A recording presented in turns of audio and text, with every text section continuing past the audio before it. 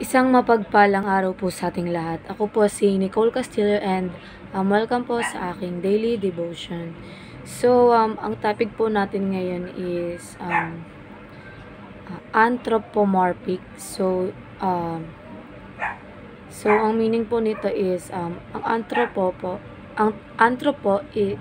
is meaning niya po is tao and morphic po is yung form. So, yun nga daw po yung ating Diyos is nagkatawang tao.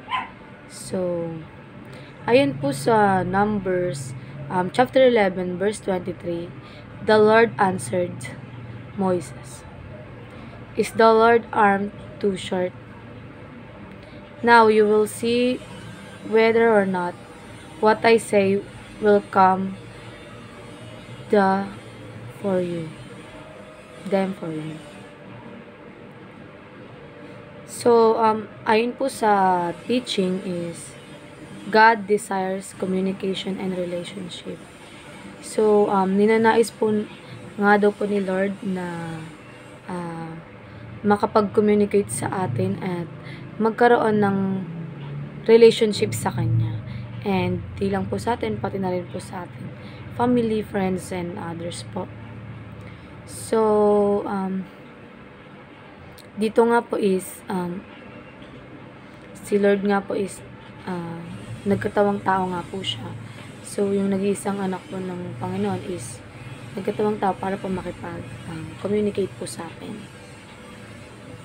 So, God speaks using anthropomorphic language.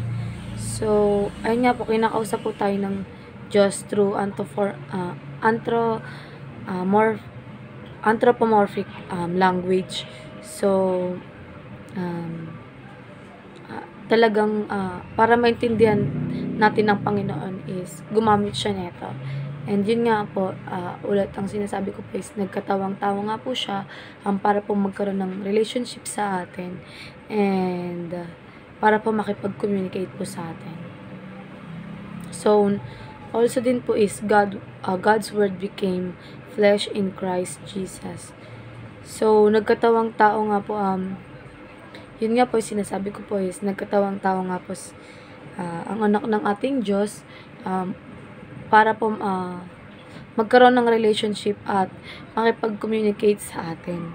And hindi nga lang po sa atin, pati na rin po sa ating family, friends, and others po. So, dumako naman po tayo sa ating application po. So, ay naman po sa ating application is communicate with God at least 30 minutes a day. So, makipag-communicate daw po tayo sa ating Panginoon sa isang araw at least 30 minutes. 15 minutes daw po sa devotion, 5 minutes po sa meditation, and 10 minutes po sa prayers po. So, next naman po is prioritize relationship with God over everything. So, we need to prioritize our relationship to God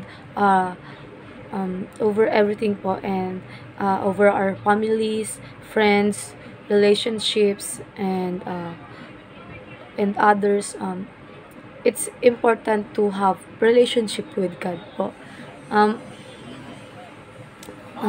Dapat po sa lahat ng bagay pinapriorities po natin ng ating Panginoon. So, next naman po is focus on knowing and experiencing Christ. So, focus po tayo sa pagkilala sa ating Heso Kristo. Yun nga po is Lord became flesh to have relationship with us. So, ayun lamang po, and sana po ay may natutunan po kayo, and thank you po.